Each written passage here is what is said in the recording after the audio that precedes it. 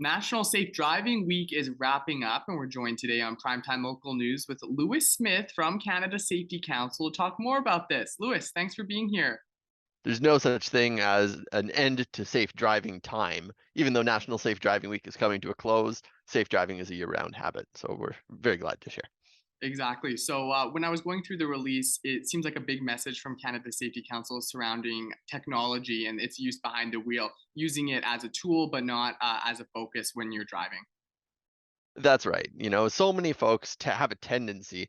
It's not even an intention tendency, but it is a tendency that we see over and over again of people who use these technologies that are, great and very useful in so many different capacities. But there's a tendency to lean on these technologies too heavily, and specifically in the context of this discussion, we're talking mostly about navigation apps. I myself have an absolutely terrible sense of direction. If you pointed me north and said walk north, I would somehow find a way to go south. So I lean very heavily on my GPS, but as a tool, not as a focus. So that it makes it so important to program our GPS ahead of time before we hit the road. There was a study done in 2017 that showed that it takes about 40 seconds of eyes off the road on the navigation system to properly uh, use the tool as intended, to punch in an address and a destination. Well, 40 seconds of your eyes off the road can lead to a whole lot of possibilities. It takes away time to react to something that might have happened on the road. It takes away your chance to proactively do something to avoid a situation that you see coming up ahead.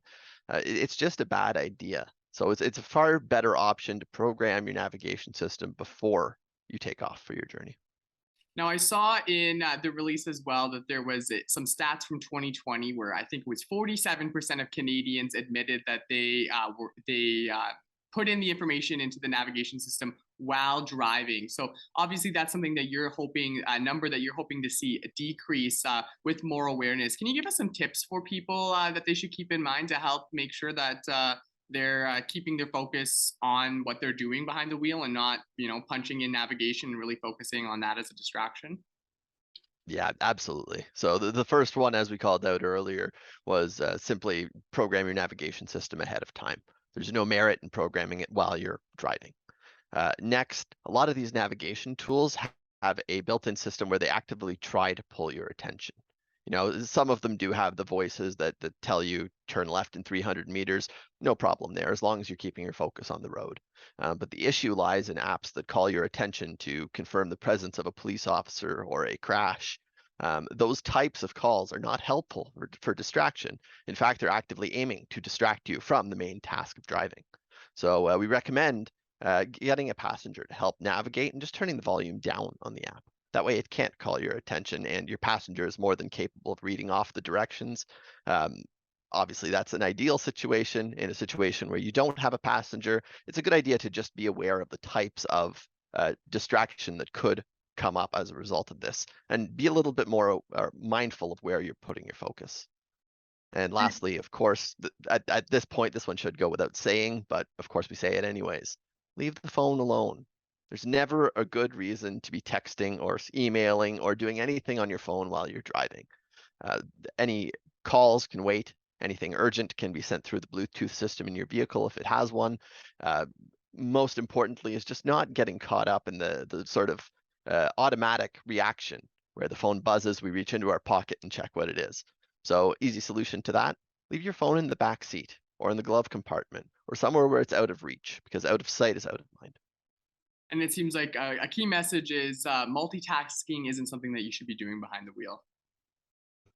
Nobody is as good at multitasking as they think they are. That's just a generally basic truth. That compounds while driving, because everything that you're doing that takes your focus off the road for even a second takes that extra second of reaction time away. And we're kind of conditioned to not think that much can happen within a second or a few seconds. But we've got to keep in mind here that we're still in a vehicle that's moving at a very high rate of speed. At high rates of speed, where unexpected events occur, things can happen in an instant. And it makes it that much more important that we're ready to react to it.